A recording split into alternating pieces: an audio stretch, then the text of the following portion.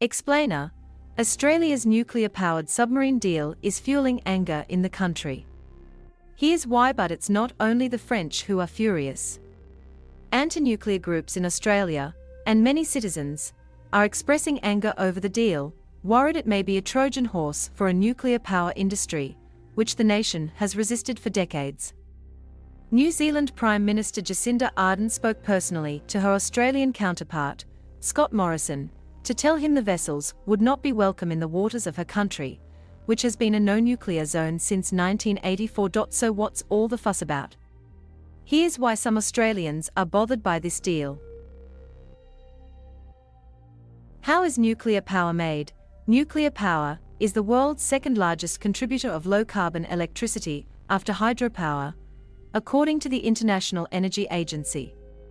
It accounts for around 10% of the world's electricity, generated by just over 440 power reactors. The power comes from a process known as nuclear fission, which involves the splitting of uranium atoms in a reactor that heats water to produce steam. This steam is used to spin turbines, which in turn produce electricity. While the process itself generates no emissions, greenhouse gases are generally emitted during the mining of uranium, and the enrichment process can be carbon-intensive. Is nuclear renewable? The simple answer is no. The energy produced by nuclear power plants is in itself renewable, and the steam produced in nuclear reactors can be recycled and turned back into water to be used again in the nuclear fission process. Many groups that oppose nuclear power, however, do so because of the environmental destruction caused by uranium mining. Governments in many parts of the world are relying on nuclear energy to help decarbonize their economies. It is widely regarded as an efficient way of producing electricity, and depending on the energy used to mine and enrich the uranium, it could potentially be a zero-emissions power source. Beyond its low-carbon credentials, nuclear power is considered to have the highest capacity factor of any energy source, which means nuclear plants run at maximum power for more of the time than other types.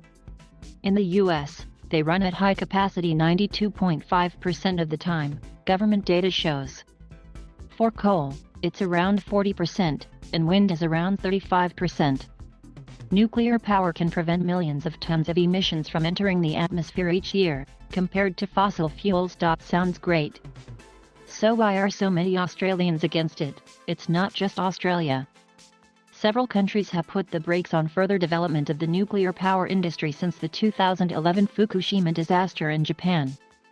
The Fukushima Daiichi nuclear plant lost power in an earthquake and tsunami, which meant the cooling systems failed, leading to nuclear meltdowns and hydrogen explosions, sending harmful radiation into the atmosphere. Parts of the city remain off-limits.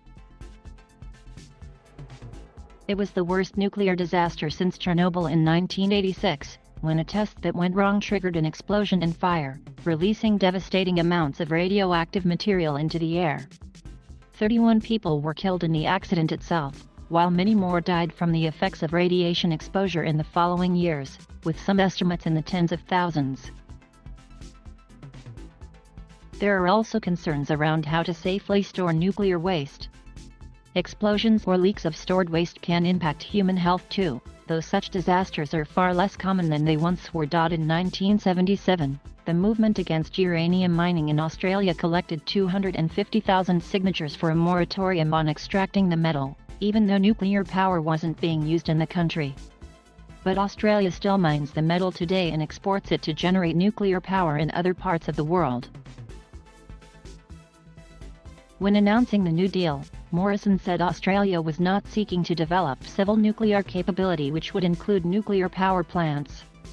But Greens party leader Adam Bent criticised the agreement in a tweet as putting floating Chernobyls in the heart of Australia's cities, saying it makes Australia less safe. Bob Brown, a former Greens leader who campaigned against nuclear warships coming into Tasmania in the 1980s, told the Australian Financial Review on Thursday the deal put the country closer to developing a nuclear energy industry and warned of a backlash. "I think it's very cowardly what the government's done," Brown said. "It's made a decision without reference to the public, knowing the public would oppose it." And what's New Zealand's stance? New Zealand is one of the few developed countries that does not have any nuclear reactors whatsoever. It also has a zero nuclear zone which prevents nuclear weapons or nuclear ships from entering into its territory. In September 1978, the New Zealand government released a Royal Commission of Inquiry into nuclear power, and a decision was made for the country to use its own resources to produce electricity, rather than implementing nuclear plants. New Zealand's anti-nuclear stance applies to nuclear power, nuclear-powered vessels, and nuclear weapons. Thank you for watching. Please subscribe.